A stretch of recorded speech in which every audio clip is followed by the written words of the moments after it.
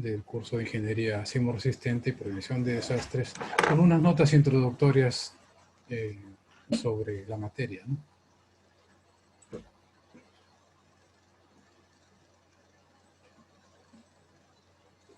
Voy a compartir la pantalla.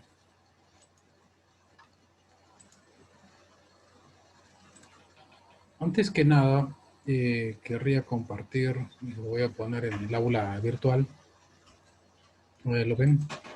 Bueno, este es el sílabo oficial de este curso. Y bueno, como saben, tiene 4 horas de teoría, 2 horas de práctica, como lo hemos comentado y ustedes saben desde que se matricularon aquí. Tiene como prerequisitos análisis estructural 1 y concreto armado 1. De modo que en la prueba de entrada del siguiente lunes, el énfasis va a estar dado realmente en aspectos de la dinámica de sistemas de un grado de libertad, ¿no? Con fuerza externa, con movimiento en la base, en estos modelos mecánicos idealizados, ¿no? Con los que se ve por primera vez estas materias, ¿no? Y pues algunos aspectos también básicos de análisis estructural, en el sentido de pues, recordarles un poco la forma de algunas deformadas, de algunos diagramas de fuerza cortante, momento flector, ¿no? De manera que sobre todo tiene el propósito esta prueba de entrada de ocultar, ¿no? Qué aspectos tienen, digamos, en buena recordación, ¿no? Y en qué otras pues hay que incidir, ¿no? En las sesiones posteriores. ¿Ok?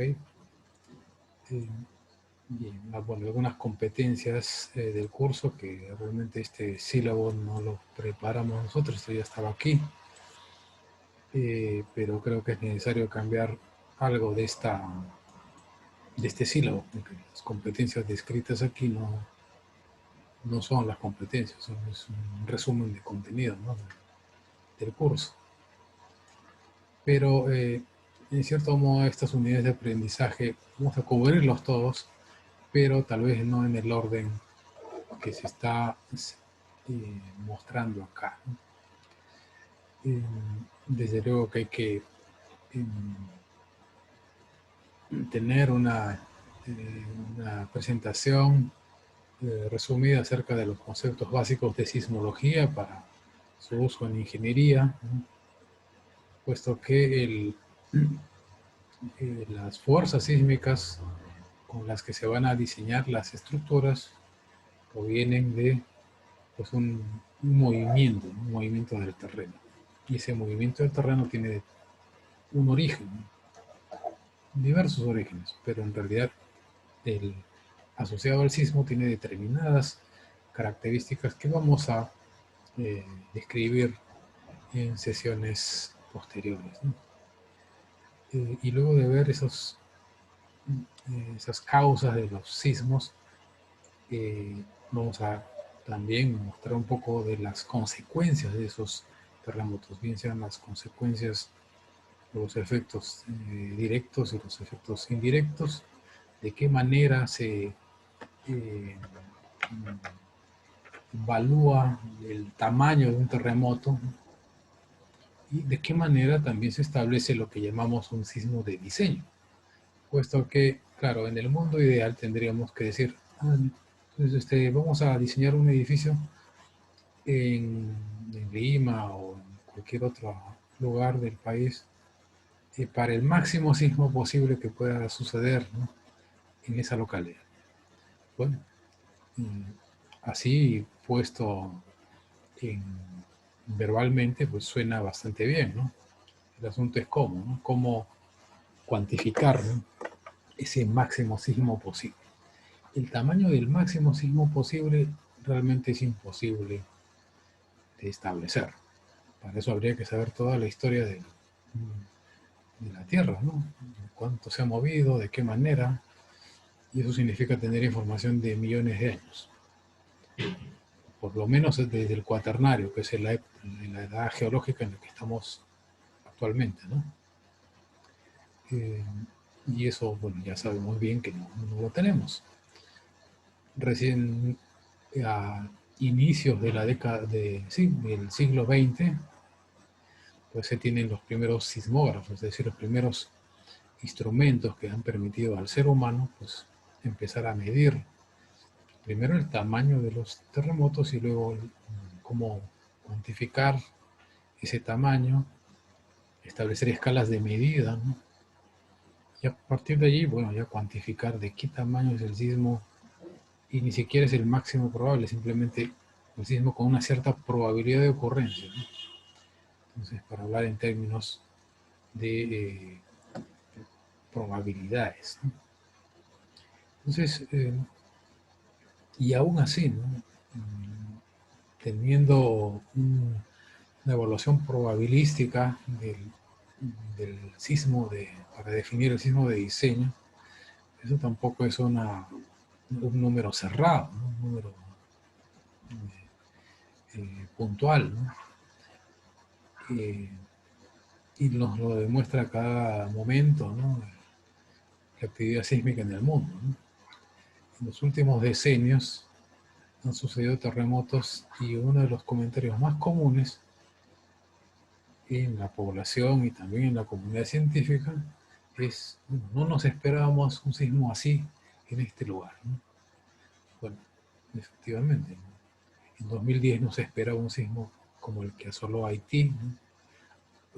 O del tamaño que ocurrió en Chile, en el lugar donde ocurrió, aunque bueno, sí podía ser. Los estudios posteriores verificaron que era posible. O en Japón, el año 2011, con un mecanismo de ruptura súper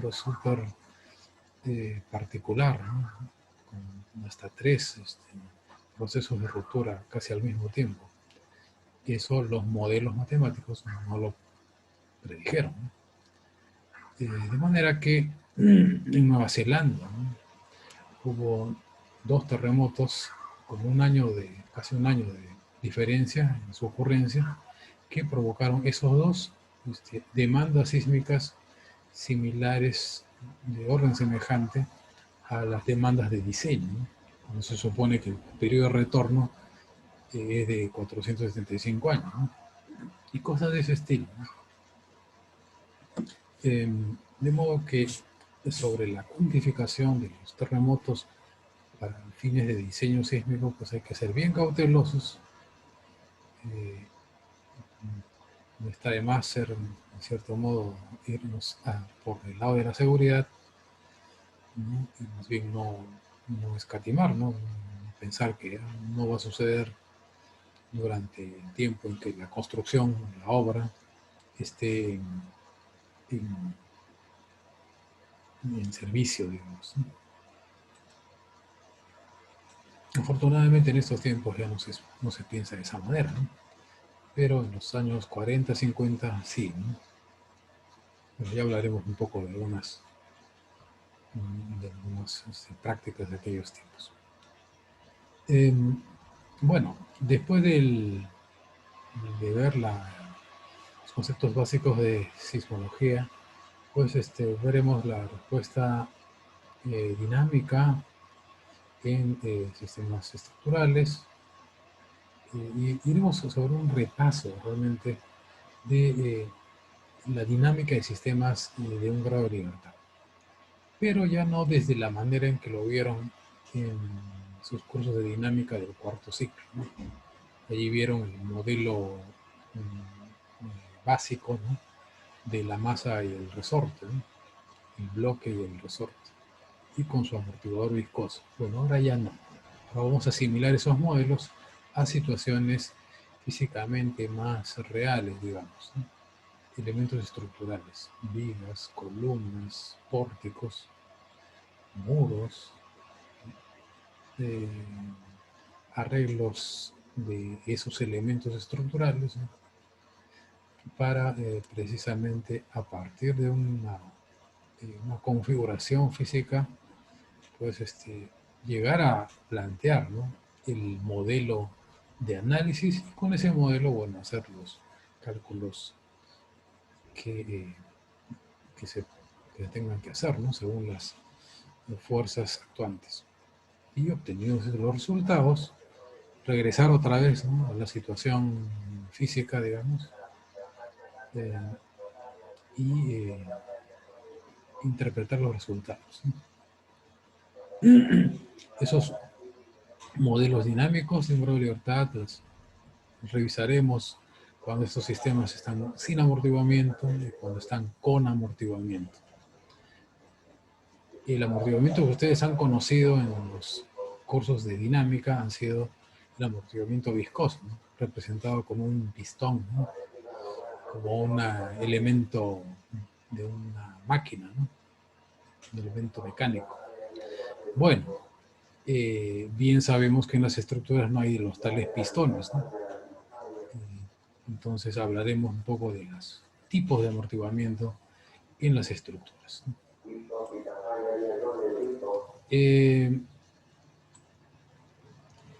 Desde luego que en el análisis de los sistemas de un grado de libertad veremos la vibración libre, la vibración forzada, ¿no?, y luego un caso particular de la vibración forzada, que es el movimiento en la base. Sobre todo el caso de movimiento en la base será el que entraremos con mayor énfasis, puesto que es esa situación de vibración forzada la que pues da lugar, ¿no?, al planteamiento analítico del análisis de las fuerzas por sismo, ¿no? Ahora, lo anterior, de todas maneras, es necesario revisarlo porque en su estudio pues, comprenderemos la importancia de los llamados parámetros dinámicos, ¿no?, de un sistema de libertad, lo que ahora lo asociaremos a los parámetros dinámicos de una edificación. Luego, Particularmente, ahí de alguna manera también incluye en su respuesta frente a formas una, laterales tenemos a nuestra, por tanto, en su respuesta frente a digamos, nuestras, por ejemplo, a nuestros tendríos, ¿no? Tendríos con varias hectáreas, con cebra, papa, puntos tan trigo, importantes como el de la amplificación dinámica van a ser aquí revisados. también, de alguna manera también practicamos ahí un poco nuestra... Ingeniero, una consulta, disculpe, el micro de un compañero está prendido. En los planes, por ejemplo, ¿no? Vamos a extender más, Sí, a más ver, un segundo. extensiones.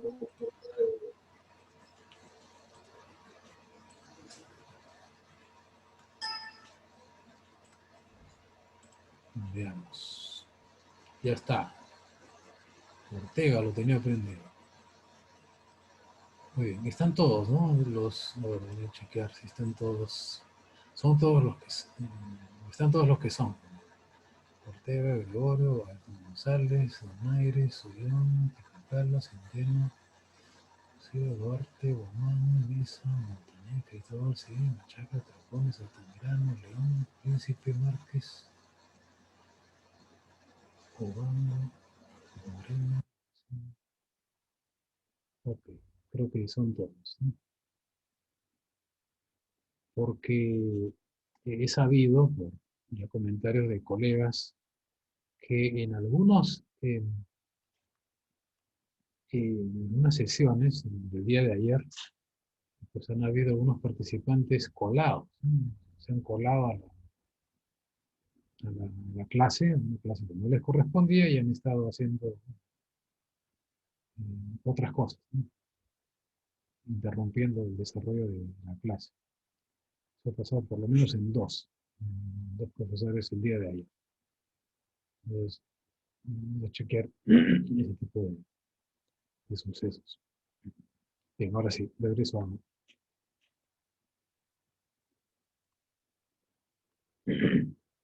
Bien, entonces, con la revisión de la dinámica de sistemas de libertad ya aplicado a elementos estructurales, pues entraremos a, aquí nos vamos un poquito hacia adelante, a la norma peruana de diseño sismorresistente. ¿Por qué? Porque, bueno, en la norma peruana de diseño sismorresistente hay precisamente aspectos de diseño sismorresistente que tienen que ver con aquellos conceptos básicos de sismología para ingenieros. Entonces nos van a dar una visión más completa de aquellos factores que afectan la fuerza de diseño en una edificación. Y además hay un procedimiento estático, procedimiento de fuerzas estáticas equivalentes, que nos va a servir de insumo para aplicarlo a los edificios, digamos, de un piso o elementos estructurales de un grado de libertad, o, perdón, elementos estructurales que puedan ser asimilados, ¿no?, a sistemas de un grado de libertad. Eso sería lo más preciso, ¿no? Entonces, recién con esa base, digamos, de tópicos, pues podrán dar el examen parcial. Luego del examen parcial, pues entraremos a la dinámica de sistemas de varios grados de libertad, ¿no?, en donde usaremos principalmente un modelo, el modelo de masas concentradas. En detalle lo veremos en su oportunidad, para analizar edificios de varios pisos, frente a cargas laterales. Son las cargas en cuya dirección sobre todo se analizan los edificios. Ya luego veremos por qué las cargas verticales, pues, por lo general, no en todos los casos, por lo general, no resultan ser objeto de un análisis en edificaciones más o menos comunes. Hay algunas excepciones. Los comentaremos en su momento. Ah, bueno, pero antes de los sistemas de barreras de libertad, aquí hay un tema bien interesante que está por aquí. Y es que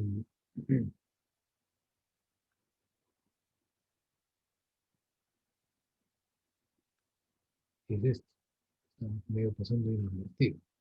El concepto de espectro de respuesta, súper importante. Es una de las cosas, creo que nuevas, cuyo dominio va a ser fundamental, ¿no?, de aquí en adelante, ¿no? Se van a llevar, sobre todo los que tengan, los que se dediquen a diseño de estructuras, bien sea estructuras concreto armado, acero, pero también estructuras de tierra, ¿no?, aquellos que se dediquen a la geotecnia y se vean eh, con el diseño de presas, por ejemplo, pues verán a cada rato el denominado espectro de respuesta. Entonces, ese concepto es súper importante aquí, lo veremos también antes del examen parcial, que tiene que ver con el llamado espectro de diseño que se utiliza en la norma de diseño sismorresistente.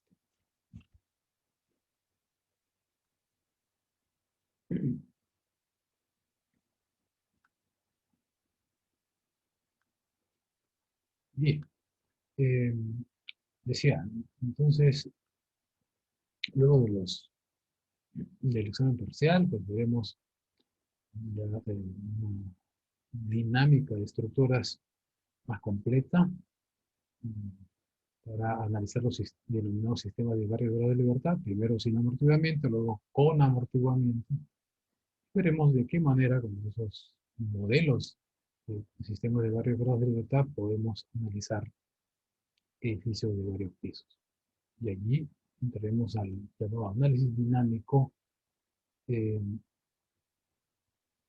modal espectral, que es un proceso de análisis sísmico estipulado, digamos, permitido en la norma, y que realmente es la práctica general, ¿no?, a nivel del diseño sismorresistente en oficina, realmente en todo el mundo, ¿no? Tenemos, bueno, algunas partes finales, ya veremos aspectos de diseño, ¿no?, algunas consideraciones para el diseño, también algunas consideraciones para el cálculo de las fuerzas sísmicas en elementos no estructurales. Eso no está aquí, pero es necesario verlo. Hay un mayor énfasis en los últimos 10 años, diría, en evaluar las fuerzas sísmicas en los elementos denominados no estructurales, pues se ha comprendido su importancia, ¿no? En los terremotos que han sucedido, ¿no? En los 70s y 80s, hasta 90s, se hacía mucho énfasis solamente en la estructura, ¿no? Pero inclusive en sismos moderados, lo no estructural pues resultaba tan dañado que había que pues, retirarlo y volver a hacer, a colocar, ¿no? Los elementos no estructurales y, y equipamiento, ¿no? Dentro de un edificio, a tal punto que la inversión, ¿no?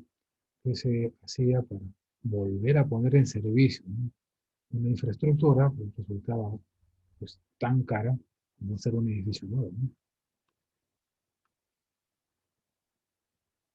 Bueno, el curso se desarrolla en sesiones de teoría, práctica, eventualmente algunos seminarios de cómputo, en particular un determinado problema de cómputo, TAP, si no me equivoco, para que puedan, con ese problema de cómputo, si tienen algún otro más diferente, pues realizar algún trabajo escalonado que tendrá 2 entregas, sobre todo para la segunda parte del curso.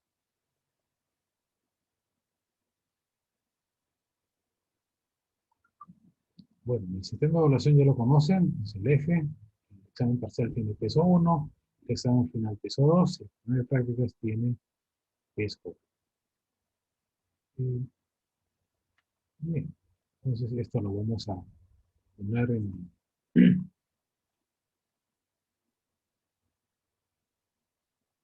el aula virtual como un material complementario.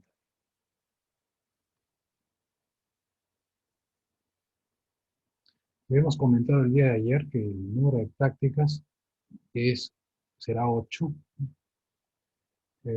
Entonces, en 8 prácticas, 2 se eliminan, pero las notas que no se eliminan serán las de los trabajos grupales, ¿no?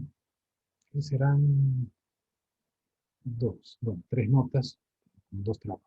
Una en la primera parte del curso y otra en 2 entregas en la segunda parte del curso. Bien, entonces veamos una parte introductoria, pero que tiene que ver con eh, la denominada prevención de desastres, ¿no? El sismo es de por sí un evento natural, ¿no? Que causa un desastre, pero es una de ellas. No es el único evento natural que puede causar, ¿no? Sería mejor decir, un desastre, ¿no? Las inundaciones, ya lo hemos visto, ¿no?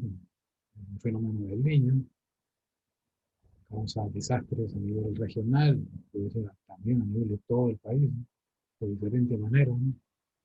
Una sequía, ¿no? Una temporada de sequía también puede ocasionar un desastre, un tornado, ¿no? Pero aquí no, afortunadamente no tenemos esos eventos, ¿no? Los tifones, ¿no? Que hay en otros lugares del mundo. Eh,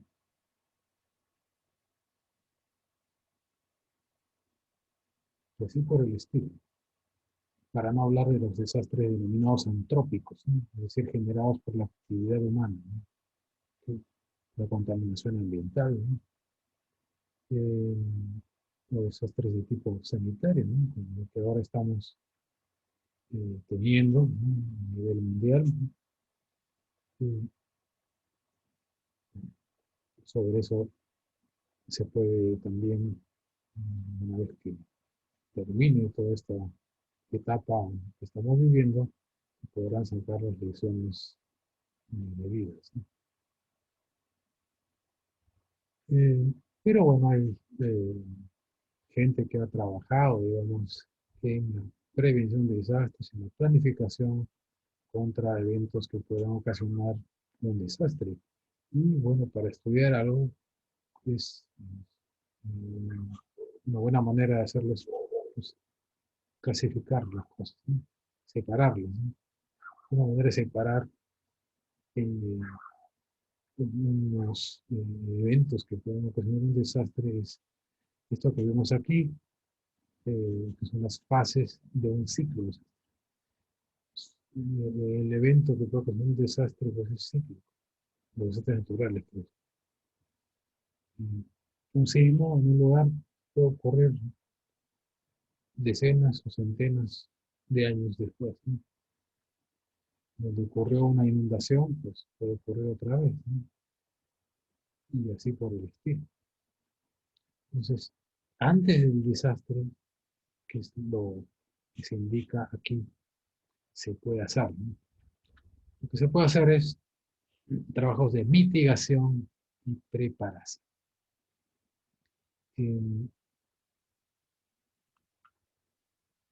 Entonces, en esta mitigación y preparación, tenemos que establecer actividades que reduzcan el impacto de un desastre antes que suceda el evento, ¿no? Pues, ¿cómo reducir ese impacto? Bueno, aquí algunas de las actividades, ¿no?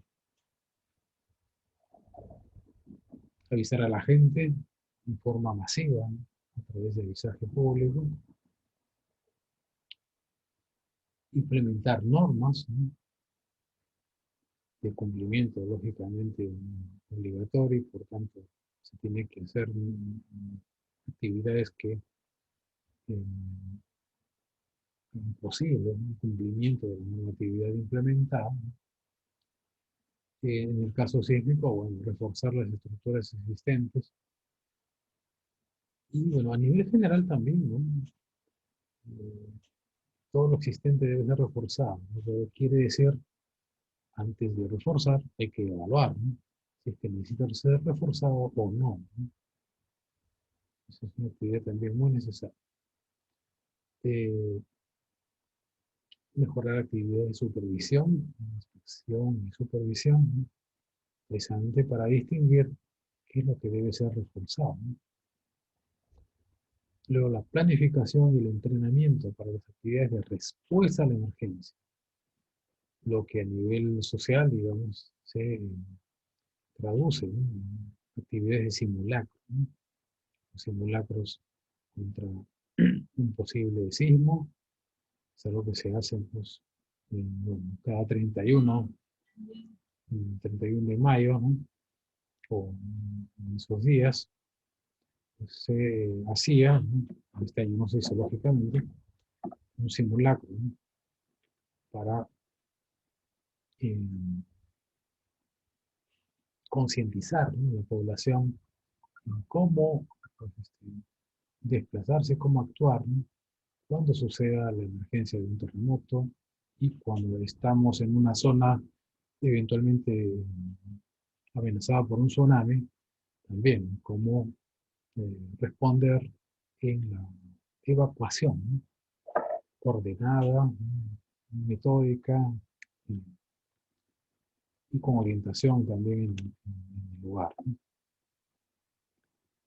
Otra actividad es impulsar la investigación. La investigación para ver, bueno, de qué tamaño puede ser el evento, ¿no? Qué tamaño máximo puede tener ese evento, máximo probable, ¿no? Con ciertos criterios de probabilidad, ¿no? Y evaluado, digamos, el tamaño de ese posible evento que ocasiona el desastre, cuál puede ser, ¿no? El escenario del desastre potencial, ¿no? Entonces, bien estudiar uno, el tamaño del evento posible, o bien el escenario de desastre, pues significa hacer investigación en varios sentidos, ¿no? Entonces, en ese aspecto, pues, es súper interesante ver, cosa que yo les invito a que hagan, las memorias de un congreso de ingeniería sísmico resistente, o de ingeniería sísmica, ¿no? Cada 4 años, una comunidad de ingeniería sismo resistente de todo el mundo se congrega en cierto lugar del mundo para tener lo que se llama la Conferencia Mundial de Ingeniería Sísmica.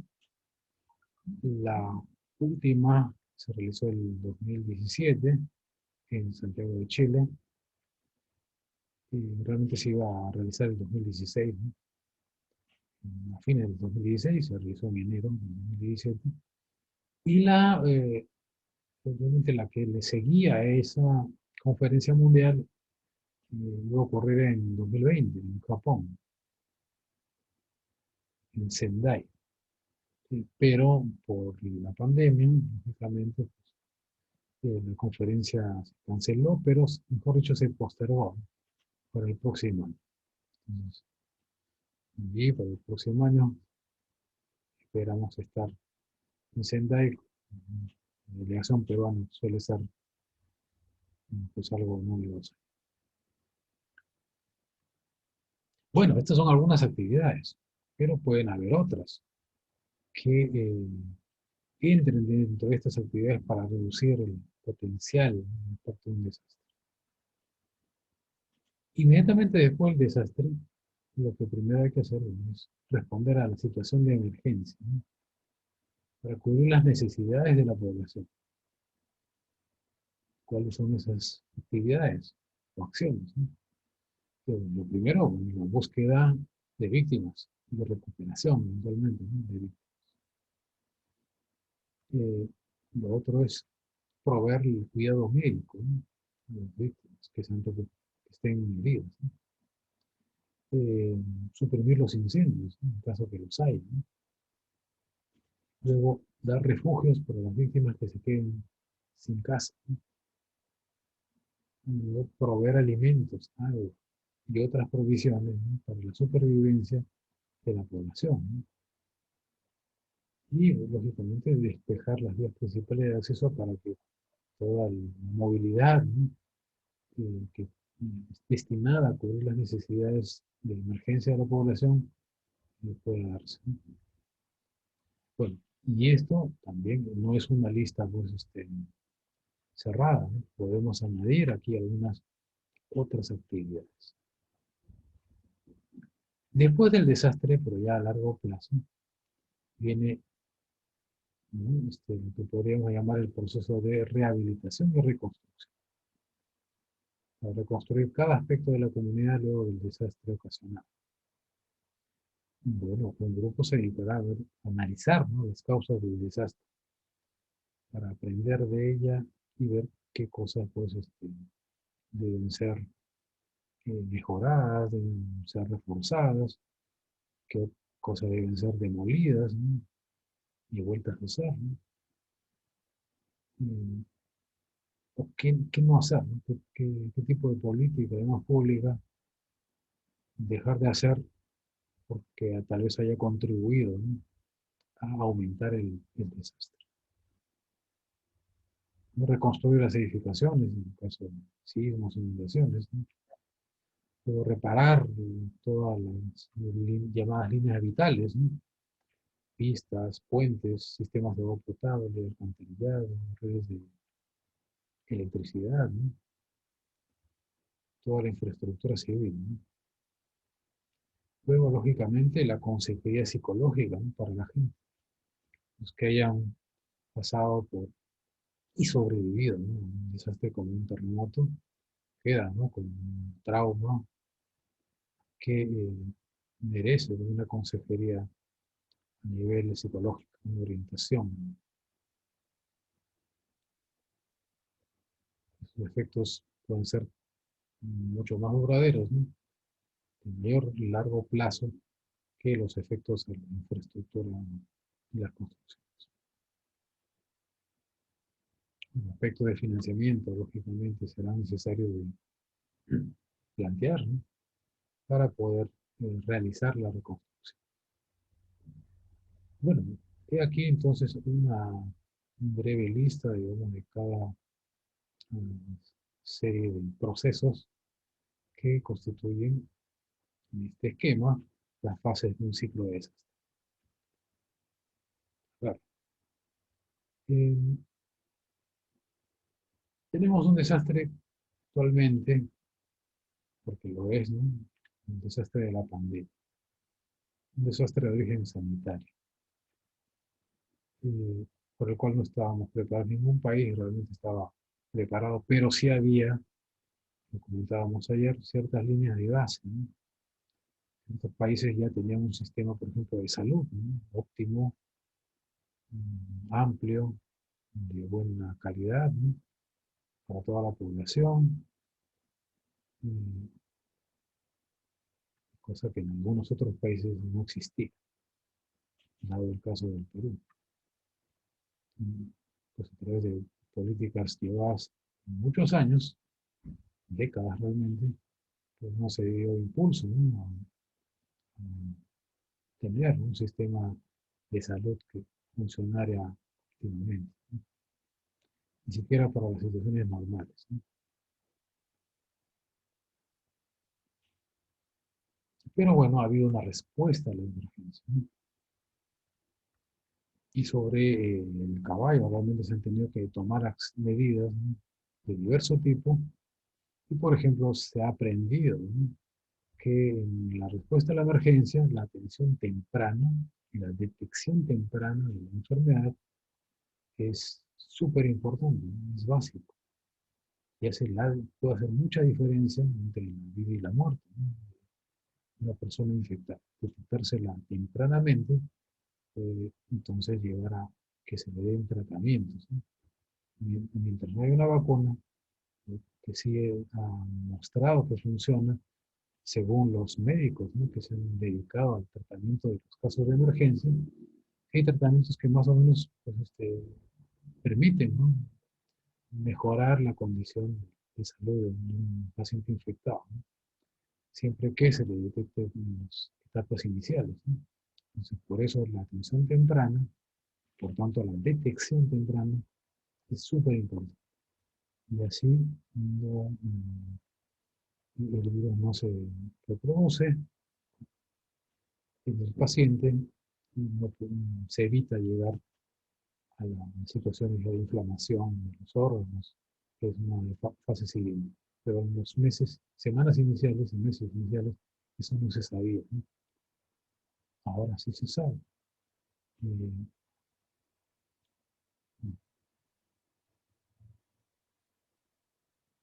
Entonces, de ese estilo, además de otras medidas, ¿no? De respuesta a la emergencia, ya se ha visto los bonos, pero los bonos se toparon con una situación de base también, que ya sabemos todos, ¿no? No todo el mundo tiene una cuenta bancaria, ¿no? Por tanto, tiene que ir al banco, en los bancos se producen aglomeraciones, de ahí viene otra vez eh, una situación no atendida por décadas que nos viene a mostrar, ¿no? A la cara lo mucho que falta para atender a la población. Pero cuando ya pase este desastre sanitario, pues habrá que analizar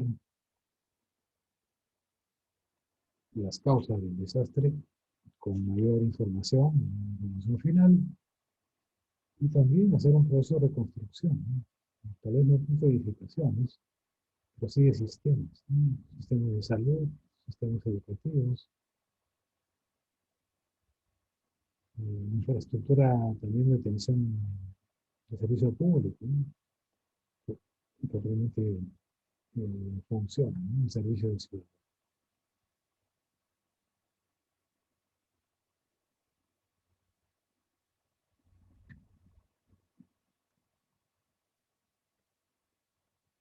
Pero bueno, eh, esta lista decía que no es una lista cerrada. Están bien.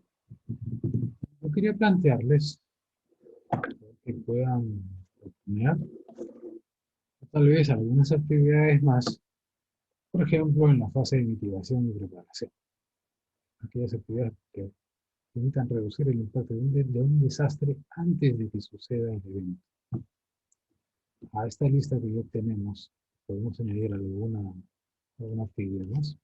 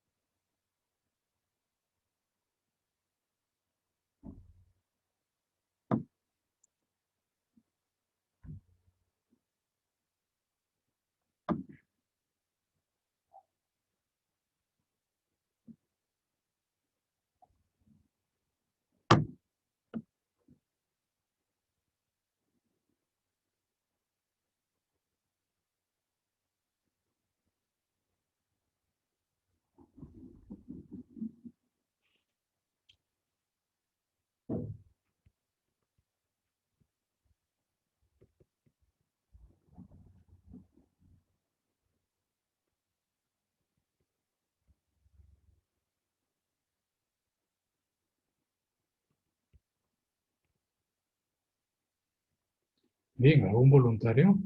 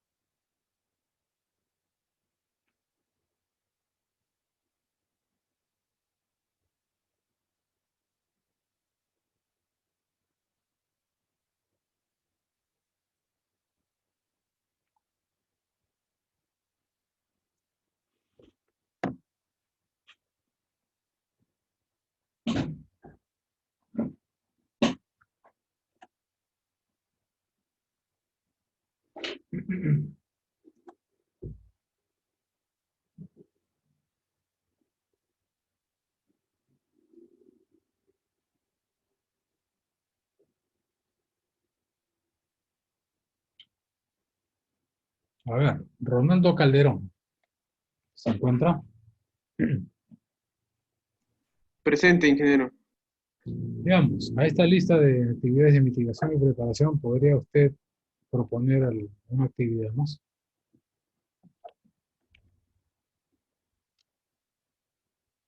¿A la lista de qué? No le entendí bien. A la lista de mitigación y preparación. A la lista de Ya. actividades de mitigación y preparación. ¿Podría añadir una actividad más?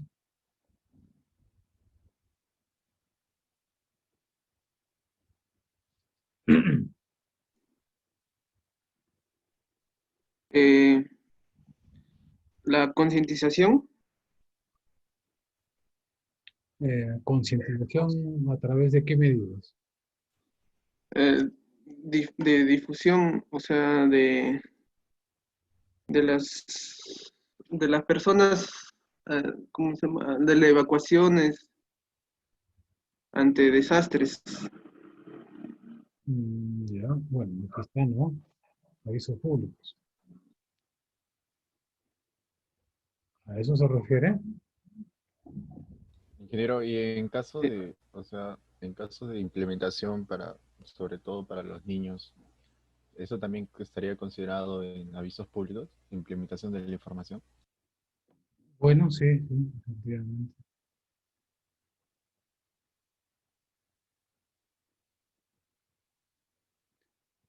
Bien. Martín Chocos, ¿se encuentra? Sí, ingeniero, buenos días. Buen día. A ver, ¿podría proponer alguna actividad adicional sí, de mitigación y preparación? A ver,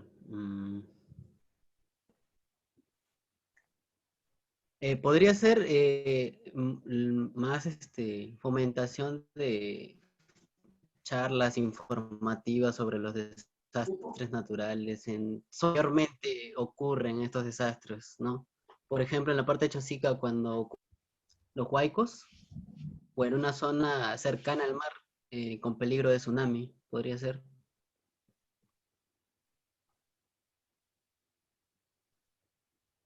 Bueno, ok. La señorita Gabriela Cosido, ¿se encuentra?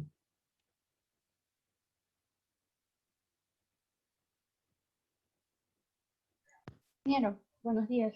Buenos días. A ver, la pregunta sería a las actividades de respuesta a la emergencia, es decir, acciones directamente, inmediatamente después de ocurrir el desastre.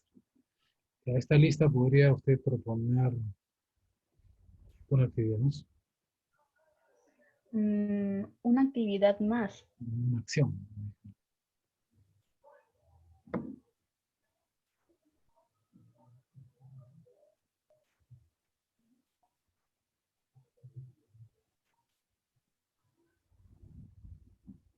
De repente puede ser como que la gente se organice, o sea, que haya una mejor organización, más que todo porque, bueno, ahí se señala la entrega de alimentos y provisiones, y los refugios para víctimas sin techo. De repente se podría proponer un sistema en el cual se pueda contabilizar rápidamente, digamos, los damnificados y lo que se necesita en cada, digamos, en la zona afectada para que pueda haber un mejor abastecimiento de las necesidades después de la emergencia.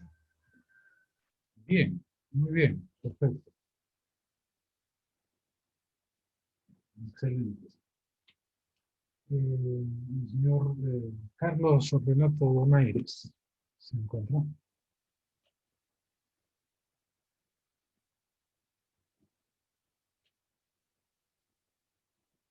Bueno, Carlos Donaires se encuentra.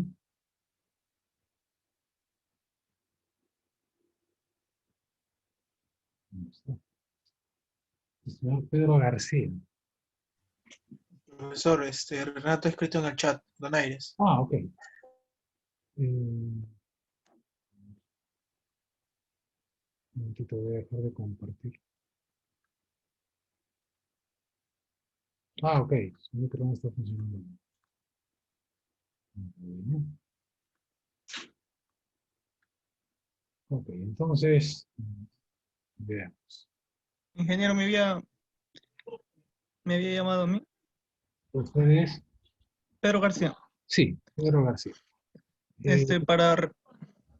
Sí, ¿Para qué etapa? para la respuesta a la emergencia, ¿podría usted añadir, proponer alguna acción adicional? Sí, podría ser también incluir a las víctimas en programas sociales como por ejemplo Techo Propio, porque ante un desastre puede que muchos víctimas puedan perder su hogar y ayudarlos de alguna manera mediante programas sociales. Ya, bueno, pero no estamos hablando de actividades inmediatamente después del desastre. Eso podría ser incluido tal vez en las actividades de rehabilitación y reconstrucción. Pero bien, ok, está bien. La idea es que darle una pensadita y que proponga. El señor Hugo Guamán. ¿Se encuentra? Sí, buenos días, ingeniero. Buen día. Dentro de las actividades de rehabilitación y reconstrucción, Mm, ¿hay una actividad que pueda hacer añadir? a ver,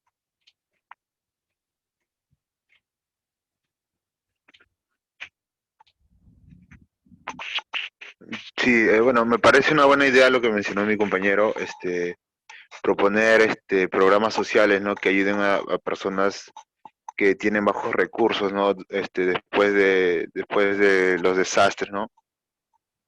Ok, eso ya lo dijo el compañero. como mencionó. ¿Y usted qué propondría adicionalmente? A ver.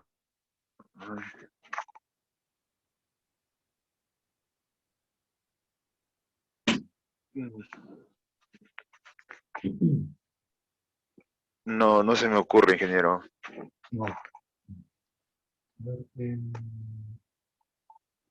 el señor Edwin Sánchez se encuentra. Sí, ingeniero, dígame. Sí, a ver, dentro de las actividades de rehabilitación y reconstrucción, ¿podría usted proponer una actividad aquí en la lista?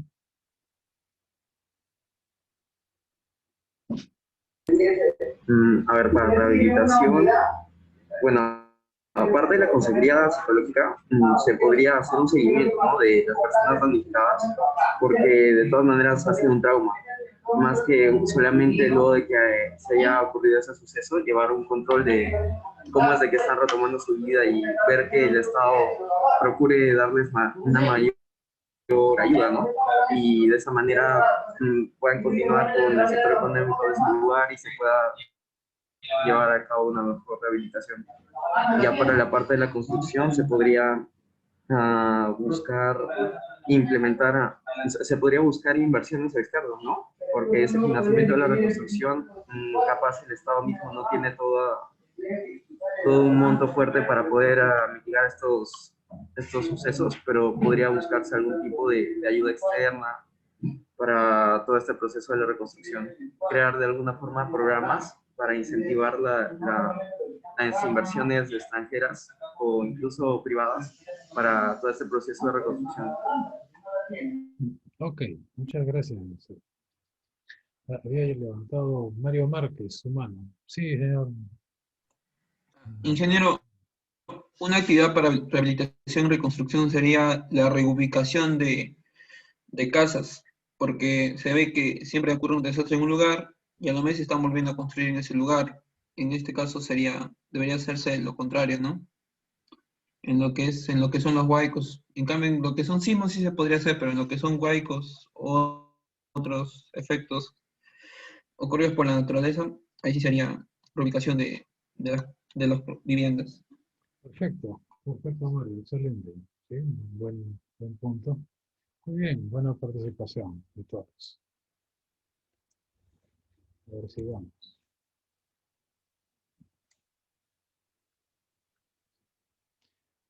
Cuando se da un sismo y en general cualquier tipo de desastre natural, es bueno, además de las imágenes directas, digamos, de los efectos ocurridos, le hace fotos, es bueno presentar las cosas en mapas.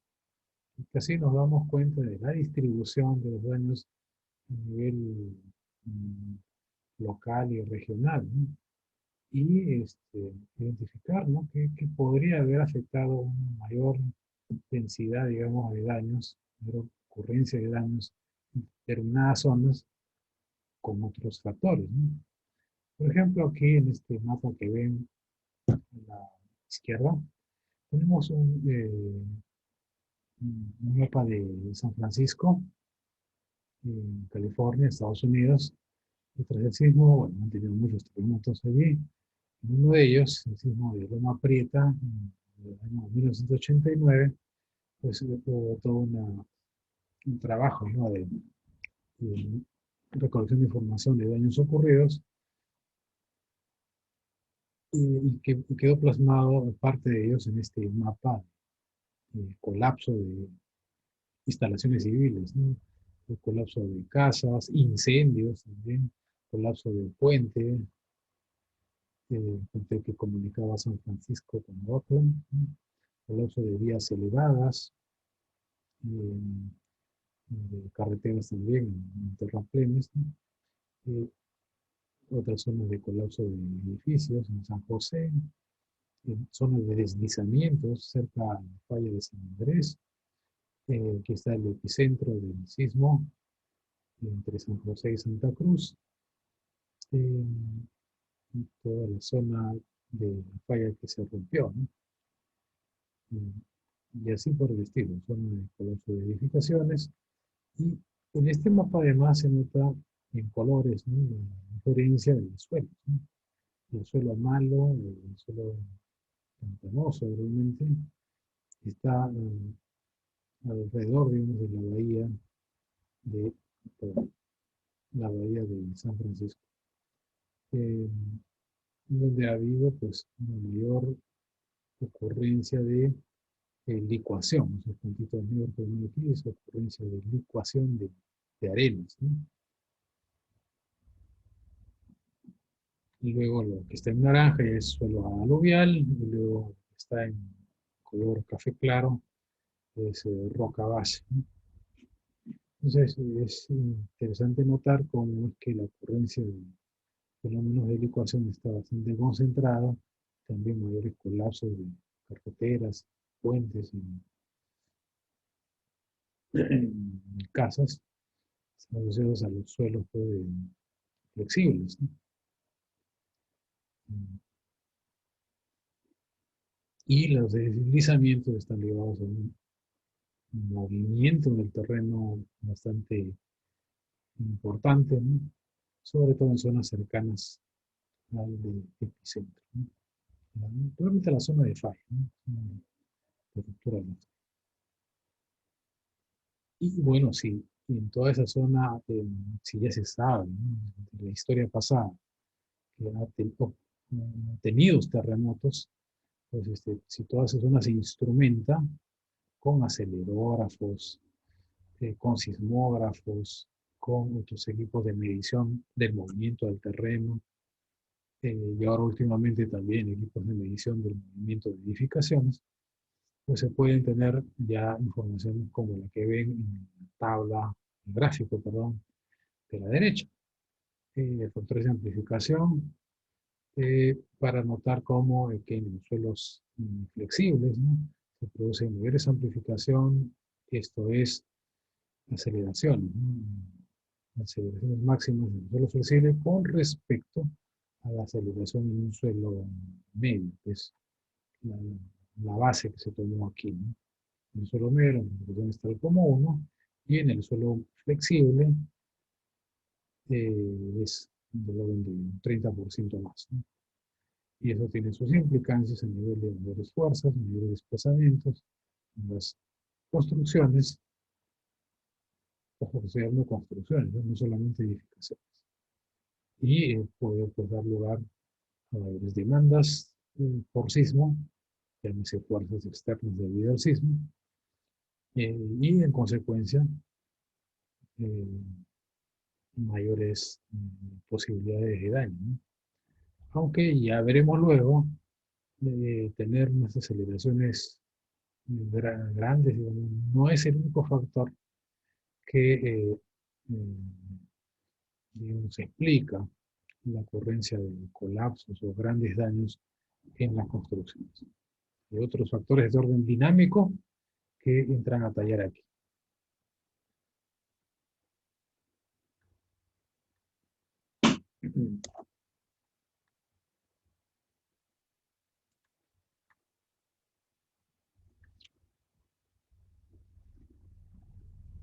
A ver, ¿me escuchan bien?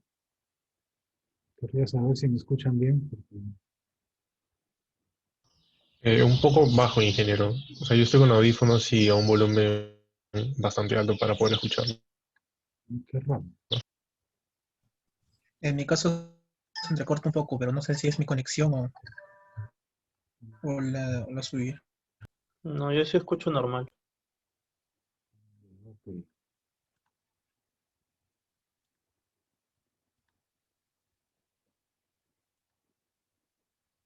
Bueno, lo que... Bien, gracias por sus informaciones. Decía, ¿no? Además de las fotos que van a permitir también a los ingenieros saber cómo han fallado las construcciones, qué factores pueden haber influido en la ocurrencia de estos daños que, como se ven aquí, es necesario este mapeo, ¿no?, de los daños para asociarlos a otros factores posiblemente, ¿no? Y ver, bueno, qué es lo que se puede hacer, ¿no?, con miras de una norma de diseño resistente que actualice la norma con las que seguramente estas construcciones que han fallado pues, han sido construidas, ¿no?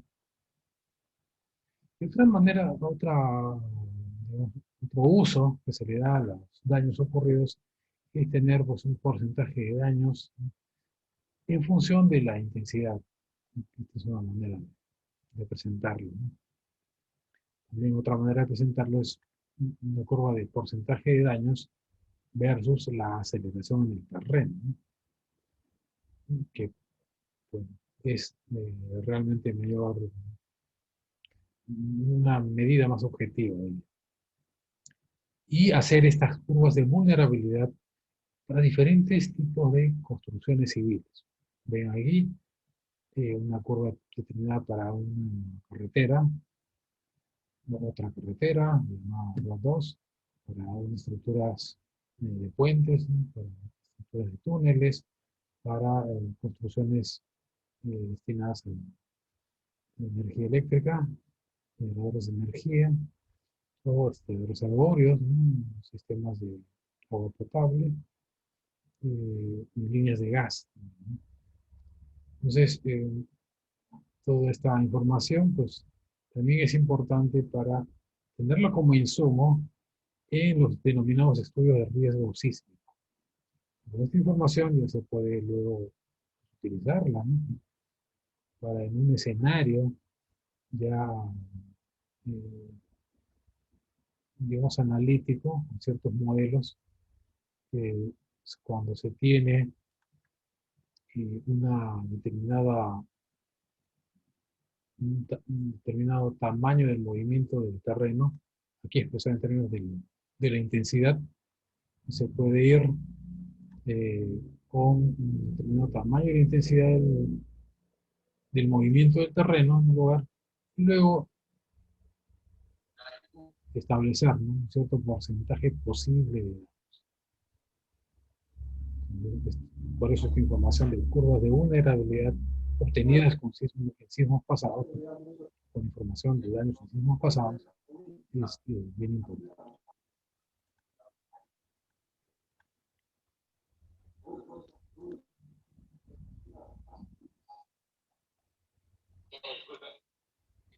Sí, bueno, estas diferencias en una consulta, ROR 1 y ROR 2, son infraestructuras de distinto tipo. Son estructuras tipo 1, como cierre de edificaciones de lavandería, edificaciones de concreto armado, cosas de ese estilo, ¿no? Pero que no está especificado cuál es la diferencia.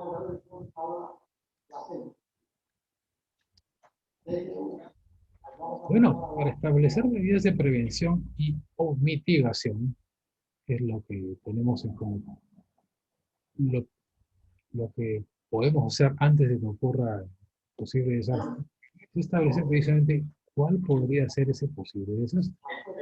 Eso significa hacer, pues, a ver, apaguen su micro, ¿sí?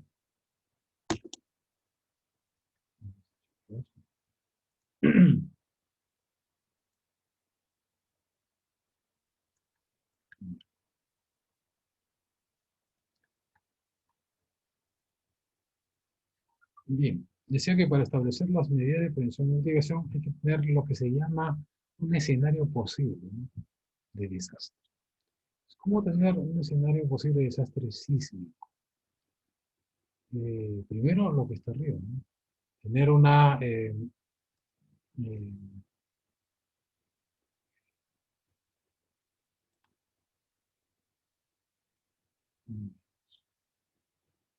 tener primero identificado una posible magnitud del sismo y la ubicación también, ¿no?, del sismo. Luego, tener información acerca de las características del suelo, del área en estudio y la respuesta sísmica de esos suelos, ¿no? Se dirán, ¿cómo es la respuesta sísmica del suelo? Bueno, el suelo se mueve, ¿no? Eso ya no sabemos de que hemos percibido un sismo, pero se mueve no de cualquier manera, se mueve en respuesta al movimiento que viene desde la base de ese suelo.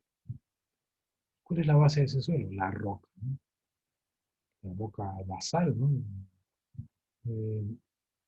Y esos depósitos de suelo tienen también sus características dinámicas, ¿no?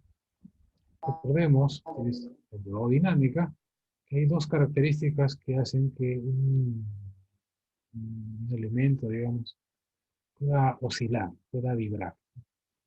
La masa y la rigidez, ¿se acuerdan? ¿Okay? Entonces, en un suelo tiene masa, digamos, peso. Y tiene rigidez porque se deforma, ¿no? Es deformable. Entonces, okay, se puede deformar, tiene masa, puede oscilar. Puede oscilar con determinadas características, ¿no? Entonces, tiene una determinada forma de moverse y eso va a constituir la respuesta sísmica de los suelos. Bien, entonces hay un área de estudio, hay una posible ubicación, ¿no?, de la fuente sísmica, puede haber entonces una distribución del denominado peligro o amenaza sísmica en una región. Okay, entonces, y en una determinada localidad, más puntual tal vez, que necesitamos hacer una recopilación e inventario de estructuras, edificios, ¿no?, eventualmente la infraestructura, ¿no?, en el área de estudio. Caminos, ¿no?, reservorios, instalaciones de electricidad, ¿no?, etcétera, etcétera, etcétera. Luego, bueno, construir las denominadas funciones de vulnerabilidad, ¿no? Es decir, los gráficos que hemos visto anteriormente, el gráfico, es una relación entre la intensidad sísmica y el daño en porcentaje, ¿no? Y con eso, pues, tener un escenario de daños, ¿no? En edificaciones, en las denominadas líneas vitales, o sea, redes de agua potable, redes de alcantarillado, líneas de electricidad, líneas de comunicaciones, caminos, ¿no? Vía de transporte en general, ¿no? También se puede plantear un escenario de víctimas posibles, ¿no? Tanto en cantidades como en la distribución, ¿no? En una determinada región o localidad, ¿no? Con toda esa información de un escenario posible de riesgo sísmico, ya se da la información necesaria para plantear las medidas de prevención y la mitigación. Toda esa secuencia que viene aquí, pues también la podemos emplear, ¿no? Para cualquier otro tipo de evento, ¿no? Natural. O también generado por la actividad humana, ¿no? Entonces, lo importante aquí es ver cómo es que es necesario para tomar unas medidas de prevención y de mitigación, tener un escenario posible, ¿no? Un escenario posible de desastre. Pero para tener ese escenario posible de desastre, hay información de base que tenemos que tener. Es decir, información. Cómo procesar toda esa información, esa es otra materia, ¿no? Pero lo importante es que para definir medidas hay que cuantificar, ¿no? Hay que cuantificar, hay que ubicar. Y lo que no se puede cuantificar, lo que no se puede medir, no se puede administrar. Es lo que alguna vez nos comentó un profesor colombiano, Omar Darío Cardona, me acuerdo muy bien. Lo que no se puede medir, no se puede administrar. Para administrarlo, para tomar decisiones, ¿no? Sobre, en este caso, por ejemplo, prevención o mitigación frente al sismo, pues hay que cuantificar.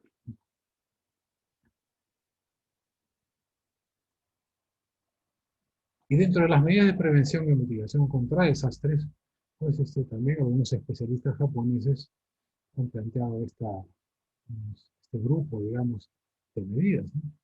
Primero, con el propósito de hacer las ciudades más resistentes contra los desastres. Entre ellas están identificar áreas y rutas de evacuación y equiparlas, ¿no? En Lima, por ejemplo, digamos, ustedes lo pueden ver, ¿no? En la Costa Verde, ¿no? Diferentes en la punta, ¿no? Hay ya identificadas rutas de evacuación para que la gente se ponga a buen recaudo cuando suceda un terremoto, ¿no? Y así en otras localidades del país también se han hecho trabajos así. Mejorar las normas de diseño.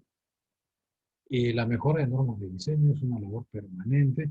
De hecho, a nivel del Perú tenemos un comité permanente de diseño sismo resistente. Hay representantes de las universidades nacionales, particulares, de la práctica ingenieril, del sector público también, a través de CENCICO. Formamos parte del comité permanente de diseño sismo resistente junto con el doctor Buscaletti. El doctor Javier Piqué también se encuentra en ese comité, junto con el doctor Zavala, como representante del CISMIT, en particular por ser un centro de investigación específicamente, ¿no? Abocado a estudiar los efectos de los terremotos. Del IGP está Hernando Tavera, y así por el estilo, ¿no? Ahora, en este comité permanente lo preside el profesor Alejandro Muñoz de la Universidad Católica. Por mucho tiempo estuvo presidido por el doctor Piqué, hasta hace 2 años, ¿no? Y antes de él estuvo el ingeniero Julio Correio, ¿no? Moriuchi, presidiendo el comité permanente de la norma de diseño sismosísmico. Ahora, claro, entre la mejora y la implementación ya hay un trabajo por realizar. Otras medidas de prevención es actualizar los diagnósticos para mejorar la resistencia de las construcciones en general, no solamente de los puentes. Mejorar los métodos o actualizar los métodos de evaluación. Por un lado, eso es hacer diagnóstico y mejorar, actualizar las estrategias para pues, mejorar la resistencia de las edificaciones existentes en general. Otro punto bien importante es hacer que las líneas vitales sean sismoresistentes o resistentes ante otro tipo de desastre, en caso de que haya otros tipos de desastres. ¿Qué quiere decir esto? Pues que las líneas vitales sean sismoresistentes, que también tengan un diseño, ¿no?, contra el sismo. Algo que ha venido siendo más estudiado, ¿no?, desde los años 90, ¿no? Y hay inclusive modelos, ¿no?, para estudiar o analizar las tuberías, ¿no?, que están integradas, ¿no? Entonces, la integración entre el terreno circundante y las tuberías, ya, pues, es algo que se estudia, ¿no? Se pueden generar modelos al respecto que, bueno, dan lugar a la consideración ya a nivel constructivo de conexiones, por ejemplo, especiales, materiales, ¿no?, que ya no sean frágiles, ¿no?, el uso de materiales más dúctiles y, bueno, diferentes medidas que hacen que las redes de líneas vitales sean sismoresistentes, ¿no? Otro propósito un grupo de medidas de prevención es fortalecer y elevar el nivel de conciencia sobre la prevención de desastres. Primero, establecer planes de prevención locales. Se dirán, pero ¿cómo? Y los planes de prevención nacionales, desde luego que sí va a ser importante esa labor, pero sobre todo planes de prevención locales, porque cuando sucede un desastre, o un evento que genera un desastre, sería mejor decir, pues la primera línea de acción está en la localidad, ¿no?, está en el vecindario, ¿no? No está a nivel del gobierno nacional, ¿no? Entonces, y a nivel del vecindario significa a nivel municipal, municipio local, distrital, ¿no?, quiero decir. Y ya se sabe que a nivel de distritos hay juntas vecinales, ¿no? En algunos distritos funciona eso más que en otros, es otro problema, ¿no? Pero realmente, primero es necesario establecer planes de prevención locales, a nivel del municipio y a su vez a nivel de juntas vecinales. En Japón, por ejemplo, sí sabemos que los municipios, ¿no?, en zonas, en regiones amenazadas por desastres están en constante, digamos, competencia, en el buen sentido de la palabra, por quién tiene el mejor plan de prevención, ¿no? Y hacen sus simulacros, también pues van presentando su plan de prevención y van calificándose, digamos, entre ellos, ¿no? Es algo, una buena cosa, una buena práctica que podría implementarse aquí, ¿no?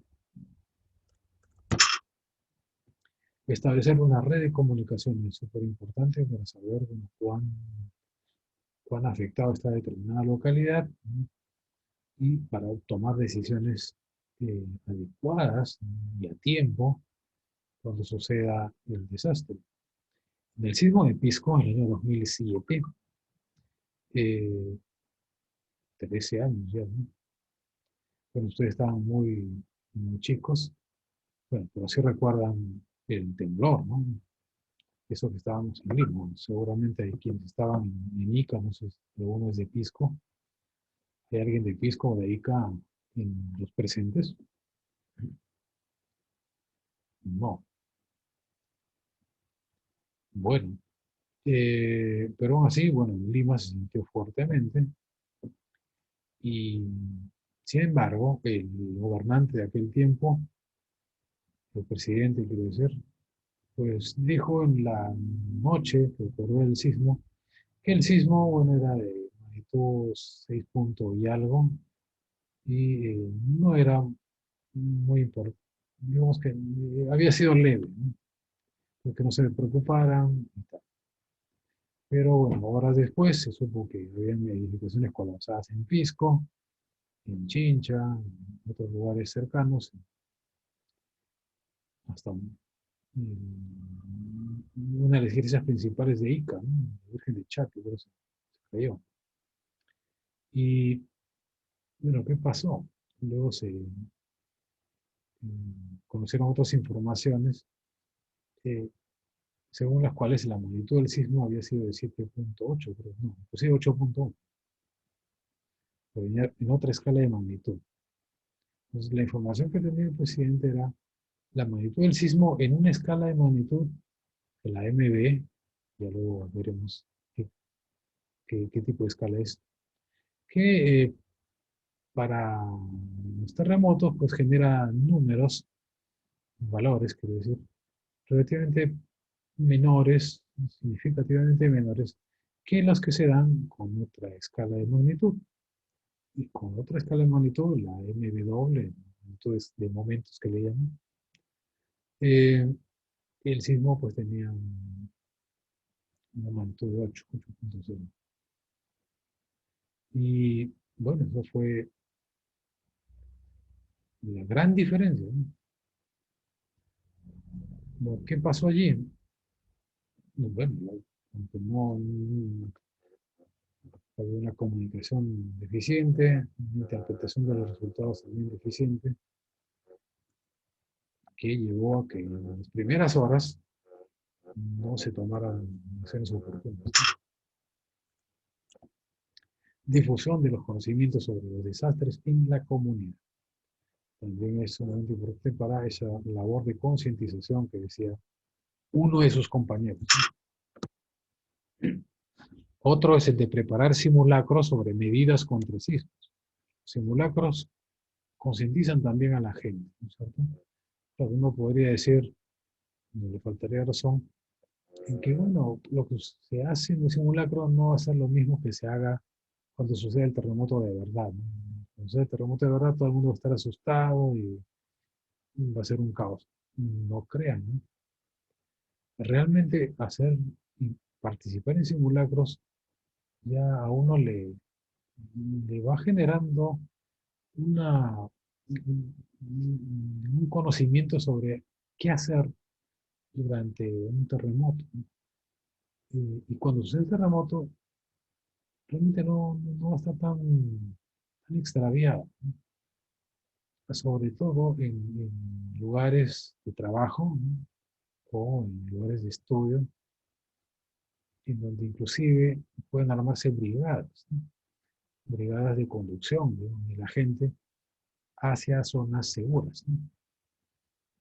Yo hice un doctorado en la Universidad Autónoma de México y me tocó estar en uno de los edificios principales, la torre de ingeniería que le llaman.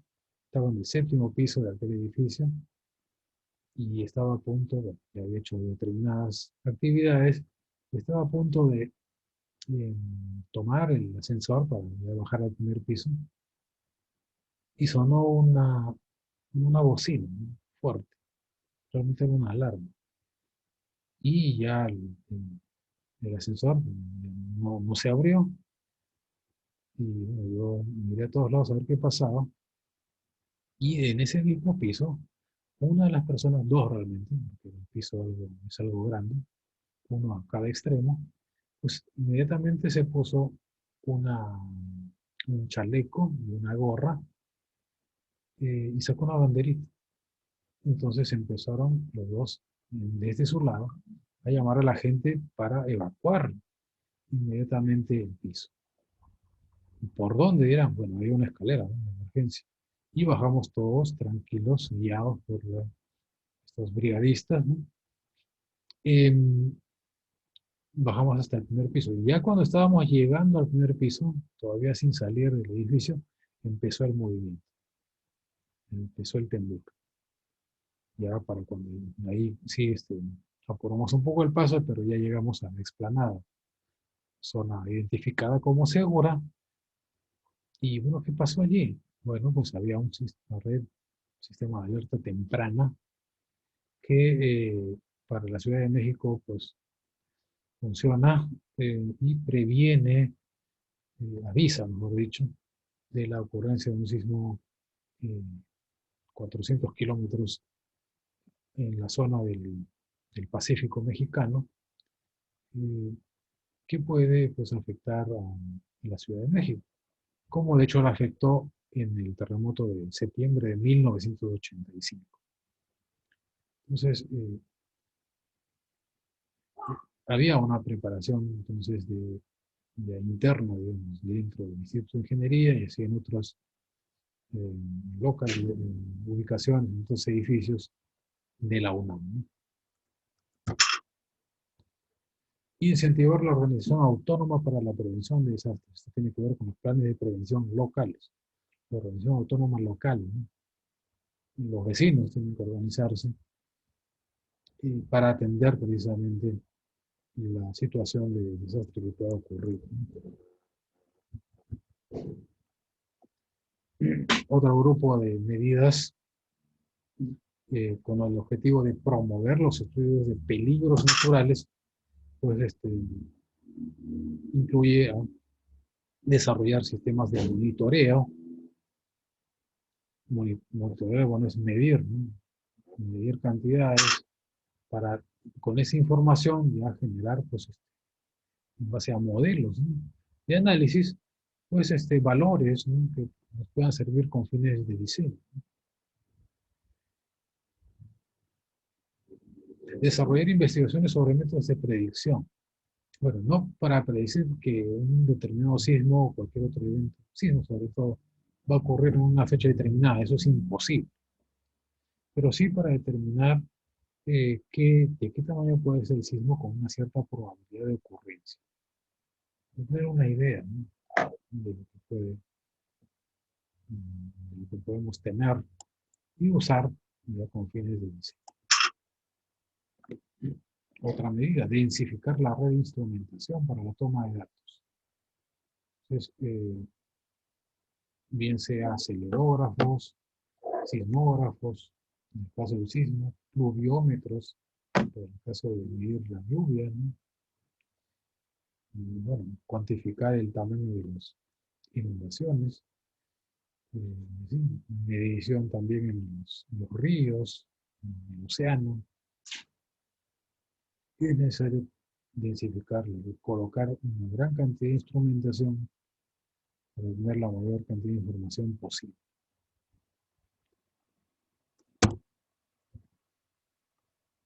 Y bueno, hay también el profesor Kumagay, el profesor Gómez también ha trabajado sobre planeamiento para la mitigación de desastres, ¿no? Y pues él planteó esta lista de medidas planificables, perfectamente planificables, de emergencia contra desastres. Creo que ya progresivamente han ido implementando en diversos sectores del Estado aquí en el Perú, ¿no? Una medida planificable, la que ven primero allí, es establecer un sistema para las actividades de emergencia.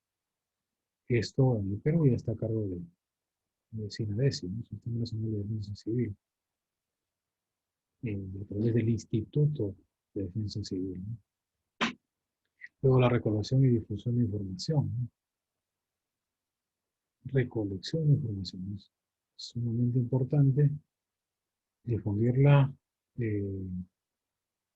también, y si hay información de tipo, digamos, científica, pues también ponerla a disposición de las entidades científicas para su procesamiento. Se puede planificar el manejo, ¿no?, de materiales peligrosos o el manejo de los incendios, rutas, ¿no?, para el tránsito de las vías, ¿no?, de los camiones, ¿no?, de bomberos, ¿no?, Se puede planificar las defensas contra inundaciones, las defensas contra tsunamis. Es algo de lo que se carece, ¿no? Aquí, sobre todo cuando se trata de inundaciones. Sin embargo, se puede hacer, ¿no? En época de lluvias no se pueden hacer trabajos contra inundaciones, ¿no? Tiene que ser en época de, ¿cómo le llaman? De estiaje, ¿no? Y más bien se puede utilizar las épocas de lluvias para hacer los estudios, ¿no? Bueno, se puede planificar el tránsito. Aunque bueno, cuando aquí se quiere hacer el control de tránsito a través de la ATU, viene el Congreso para destruir toda posibilidad de control, ¿no? Bueno, esa ya es otra historia. Se puede planificar la evacuación de emergencia de víctimas, ¿no? Se puede planificar el rescate, ¿no? Y el traslado de ambulancias, el plan médico y de primeros auxilios en los hospitales, ¿no? Ya todos los hospitales del Perú, eso sí me consta, sí, ya cuenta con un plan médico de emergencia, ¿no? Para desastres. Plan para provisión de agua potable y de alimentos. Es algo más complicado de entender, pero en Japón, por ejemplo, hay municipios que tienen almacenes, ¿no? De provisión de agua potable y alimentos en caso de emergencia, y que tienen sismos con frecuencia. Es una necesidad. Acá en Lima, sí conozco de una experiencia, creo que exitosa, ¿no? En Miraflores, cuando el actual alcalde de Lima, Muñoz, era alcalde de Miraflores, sí tuvo un plan para provisión de emergencia de agua potable y alimentos. Un plan para el transporte durante la emergencia, donde ya fue también mencionado, un plan para limpieza y prevención de epidemias, plan medidas temporales para reforzar la infraestructura de líneas vitales y medidas temporales para operar las instalaciones públicas, para asegurar, digamos, la continuidad de la atención, ¿no? En el sector público.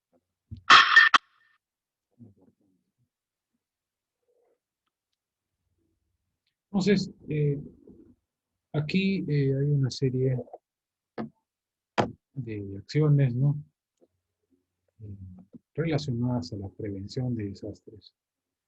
Y bueno, en particular, este tema de la prevención de desastres lo vamos a completar más o complementar con un trabajo grupal en el que van a desarrollar pues un determinado evento natural y con determinados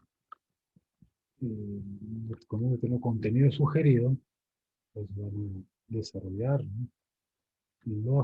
Las causas del evento, los efectos que produjo, los daños en la infraestructura, qué lecciones se pueden sacar de lo acontecido, ¿no? Creo que todavía es algo prematuro para incluir allí lo que está pasando ahora, ¿no? Con emergencia sanitaria. Creo que información en sí ya la tendremos todavía en un año, ¿no? Por el momento todavía estamos en la emergencia, ¿no?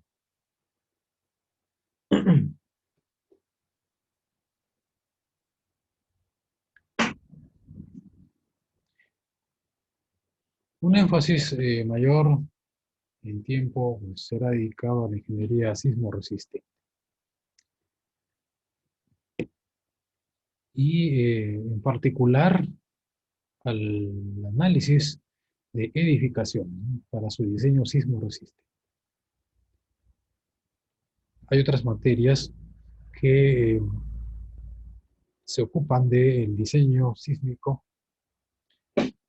es decir, ya con los resultados de un análisis con la definición, digamos, de la configuración sismo resistente, ya ven el aspecto de los detalles, ¿no? De diseño, el acero de refuerzo, las conexiones dúctiles, digamos, en fin, todas aquellas medidas que permiten ya realizar propiamente unos planos, ¿no? Para la construcción.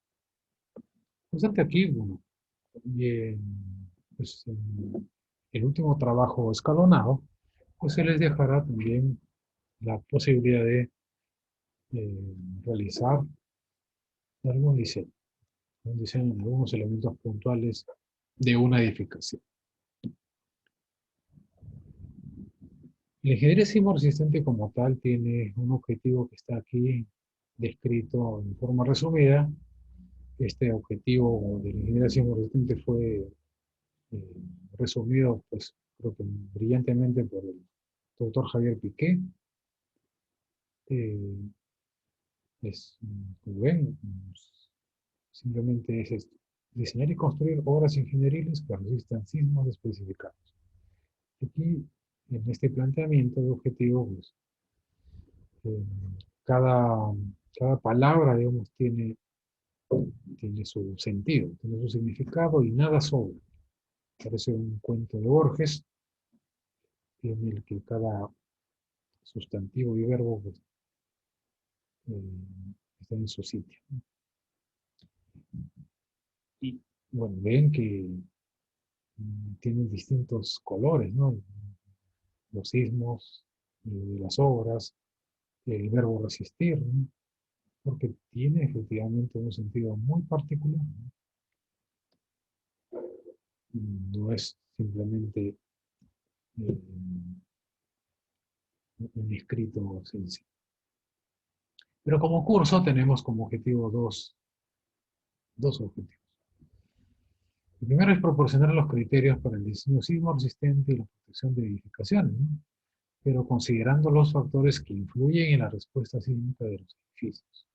Los edificios van a tener una respuesta sísmica. ¿Qué factores influyen en esa respuesta? Eso lo vamos a ver aquí.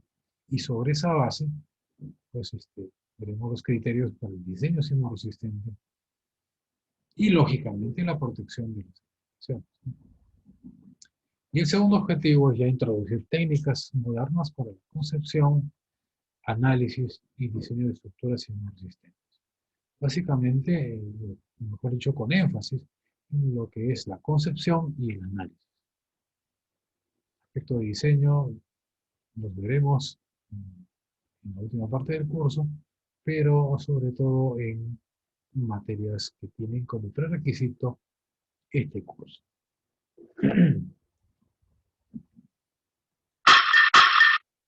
Bueno, el objetivo de la ingeniería sismo resistente está diseñar y construir obras ingenierías que resistan sismos especificados, ¿no? Ok, bueno, diseñar y construir, pero sabemos que son aspectos consustanciales a la ingeniería civil. Pero obras ingenieriles. Bueno, ¿qué cosa es una obra ingenieril? Es una obra que en su concepción y construcción sigue normas, sigue estándares, ¿no? Además, intervienen profesionales. Bueno, sabemos todos que hay en Lima y en general en el Perú, una gran cantidad de obras no ingenieriles. A nivel de viviendas, son generalmente viviendas unifamiliares, aunque hay algunos edificios de algunos pocos pisos, pero a nivel de viviendas unifamiliares, como el 60%, 70%, ¿no? Son obras no ingenieriles. Y en ese aspecto, no quiere decir porque el ingeniero civil, el especialista en ingeniería sismo resistente, ya los va a dejar de lado, ¿no? De ninguna manera, ¿no? Pero si se trata de un proceso de diseño, lógicamente va a tener que ser una obra ingenieril en donde tenemos que tomar atención de estándares y normas de diseño. Las obras ingenieriles, lógicamente, se hacen, no intervienen profesionales, no siguen normas algunas, pero no deja de ser por eso un objeto de estudio.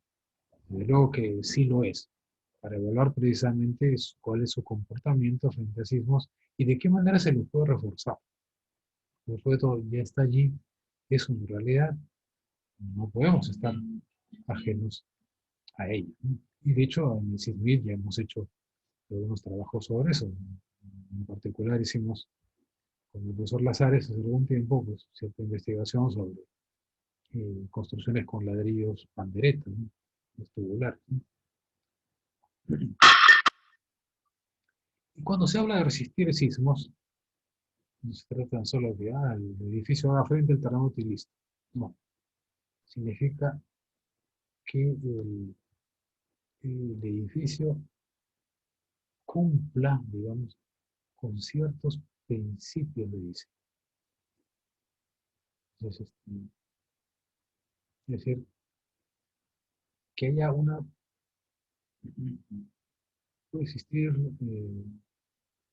no solo resistir un sismo, significa que un edificio tenga un determinado comportamiento, ¿no?, frente a un sismo.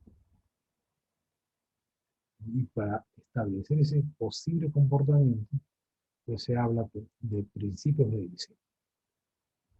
Por ejemplo, para sismos moderados, determinado principio de diseño o objetivo de diseño. Y para sismos severos, otro objetivo de diseño.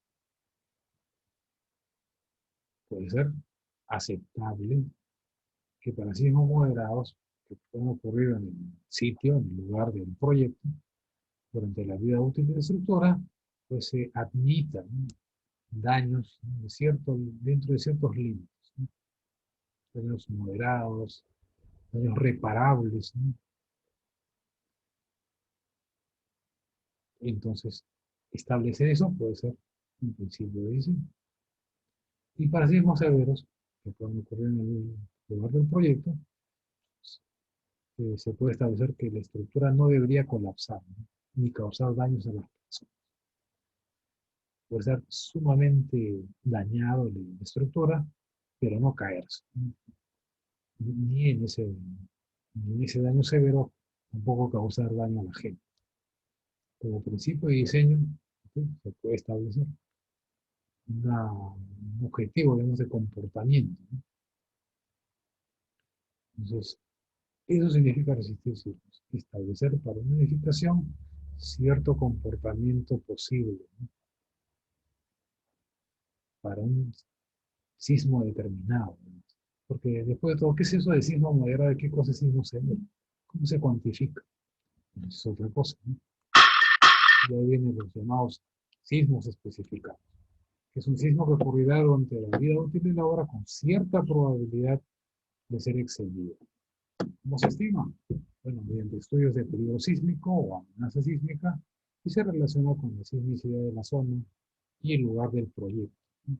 De manera que se va relacionando una probabilidad, ¿no?, de excedencia del sismo y la aceleración, por ejemplo, horizontal máxima. Este diagrama XY. Entonces, según eso, pues se va definiendo, ok, para una determinada obra, bueno, yo necesito una probabilidad de excedencia bien bajita. Puede ser un sismo bien raro de ocurrir, ¿no? Por lo tanto, un sismo bien alto. En consecuencia con eso, va un diagrama de estos que se pueden construir analíticamente, ¿no?, y luego asociarlo a una aceleración máxima. Pero eso hablaremos, toquemos el tema del peligro sísmico. Lo dejamos aquí y ahora voy a pasar lista.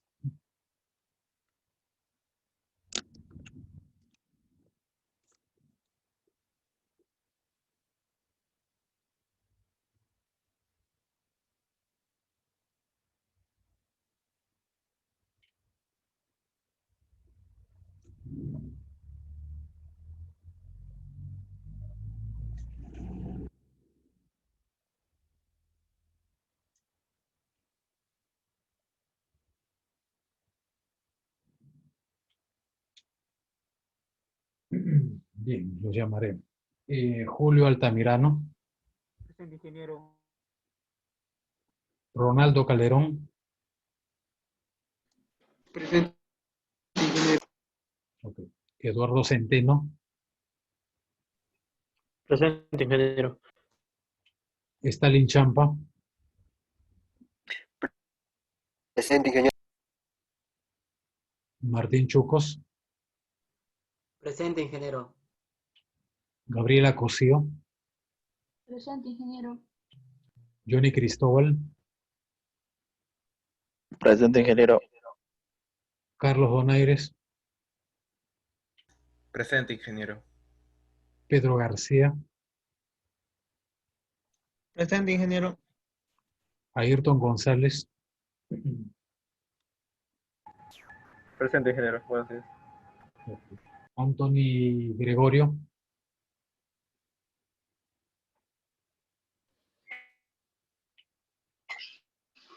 Presente, ingeniero. Buenos días. Ok, bueno. Hugo Guamán.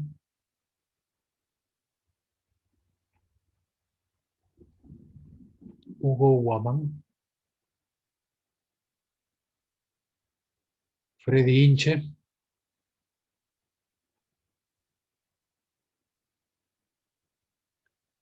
Luis Lengua.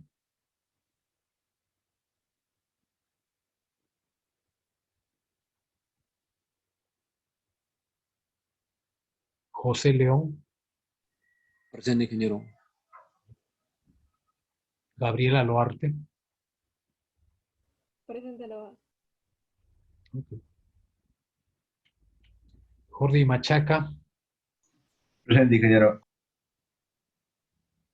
Mario Márquez. Presente, ingeniero. Piero Mendoza. Presente, ingeniero. Buenos días. Buenos días. Giancarlo Mesa. Presente, ingeniero. Buenos días. Buenos días. John Montañez. Presente, ingeniero.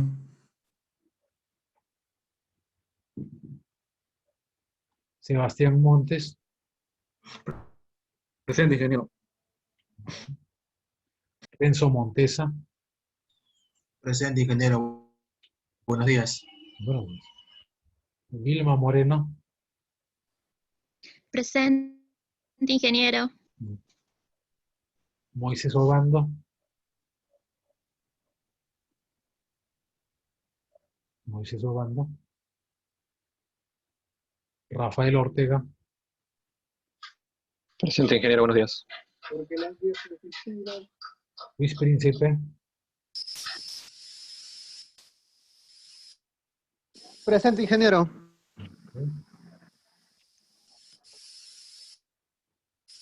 Luis Rafael. Presente, ingeniero. Buenas tardes. Ricardo Rojas.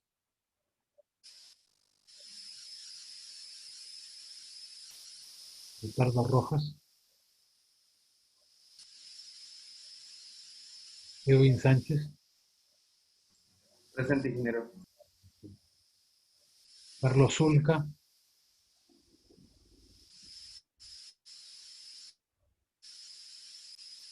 Carlos Zulca. Diego Sullón. Presente, ingeniero. Edson Ticacala. Presente, ingeniero. Yul Timoteo.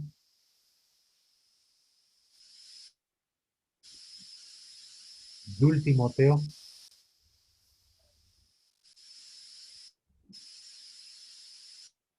Ingeniero Timoteo.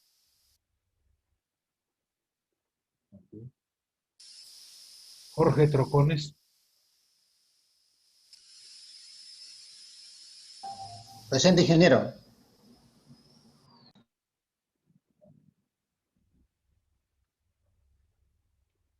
Sí, tengo por WhatsApp. Ramiro Vázquez. Presente, ingeniero Vázquez.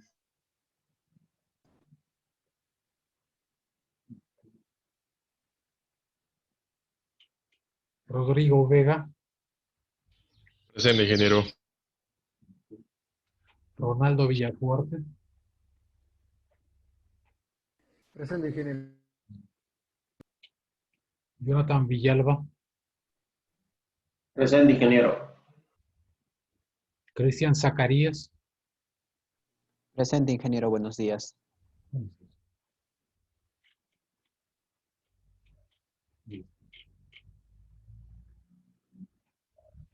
¿Hay alguien que no haya llamado o haya contestado en su momento? Obando presente, ingeniero. Obando presente, ingeniero. Mi audio estaba un poquito mal. Ok, Obando.